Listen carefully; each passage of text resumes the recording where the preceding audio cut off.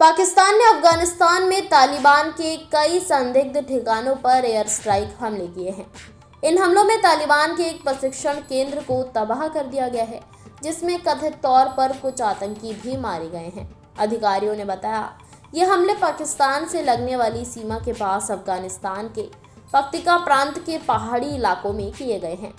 हालांकि अधिकारियों ने ये नहीं बताया कि पाकिस्तान जेट सीमा पार करके अफगानिस्तान गए थे या नहीं।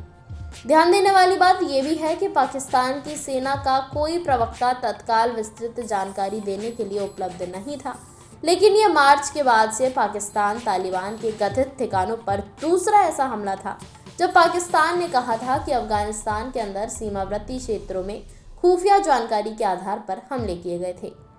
वहीं काबुल में अफगान रक्षा मंत्रालय ने पाकिस्तान द्वारा किए गए हवाई हमलों की निंदा की है और कहा है कि बमबारी में महिलाओं और बच्चों सहित नागरिकों को निशाना बनाया गया।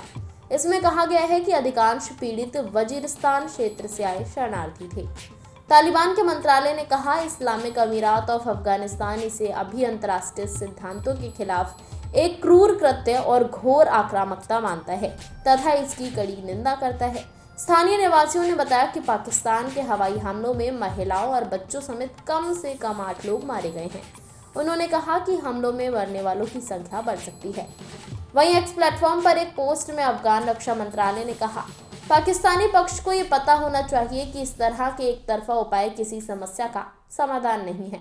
इस्लामिक अमीरात इस कायरतापूर्ण कृत्य को अनुरित करते नहीं छोड़ेगा, बल्कि अपने क्षेत्र और भूभाग की रक्षा को अपना अविभाज्य अधिकार मानता है।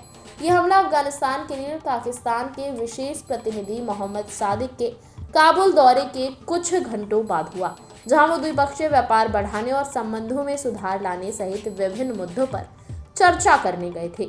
सादिक ने इस यात्रा के दौरान अफगानिस्तान के कार्यवाहक आंतरिक मंत्री सिराजुद्दीन हक्कानी से मुलाकात की और अपने चाचा खलील हक्कानी की 11 दिसंबर को हुई हत्या पर अपनी संवेदना व्यक्त की। वो शरणार्थी और प्रत्यावर्तन मंत्री थे जिनकी मौत एक आत्मघाती बम विस्फोट में हुई थी, जिसकी जिम्मेदारी इस्लामिक स्टेट समूह के एक क्षेत्रीय सहयोगी ने ली थी। हालांकि ये पहली बार नहीं है जब पाकिस्तान ने अफगानिस्तान में इस तरह की बमबारी की है। इससे पहले इसी साल मार्च में पाकिस्तान ने पक्तिका और सापर जिलों में बमबारी की थी।